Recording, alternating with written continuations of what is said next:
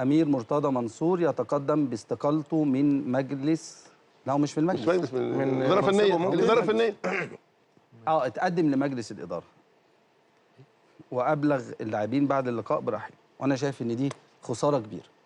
يعني بس هي طبيعي، هي خساره كبيره للزمالك. هو واخد على النجاح يا مهيب. هو شايف دلوقتي ان من اول الموسم الدنيا عماله مش متظبطه، وممكن تروح لحته ثانيه خالص تاذيه، تاذي اللي عمله مثلا يعني. طب اقول لك سر بقى. اتفضل. هقول لك سر. اتفضل. سبب وجود فيريرا الى الان هو امين اول واحد اتكلم على طول. مظبوط.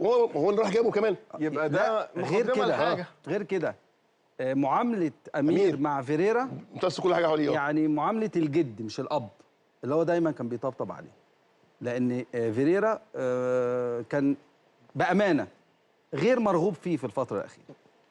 سبب تواجد فيريرا الفتره اللي فاتت دي كلها من بعد مباراه السوبر، واسمع كلامي وانا عارف انا بقول ايه، من بعد مباراه السوبر امام الهلال مش امام الاهلي، وفيريرا كان المفروض يرحل عن نادي الزمالك. هو يعني هو اللي هيرحل ولا اقاله؟ يعني ايا كان، مفيش حاجه اسمها ان كان. مين اللي هيرحل؟ امير ولا فيريرا؟ لا فيريرا. امير انا مش معمول المفروض بتكلم على فيريرا، يعني اقاله مهيب ولا هو اللي هيمشي ولا ليه؟ مين؟ يعني هو فيريرا بعد ماتش السوبر. لا كان عايزين الزمالك عايز يمشيه.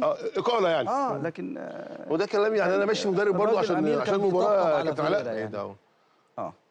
بس هي مهيب الخطوه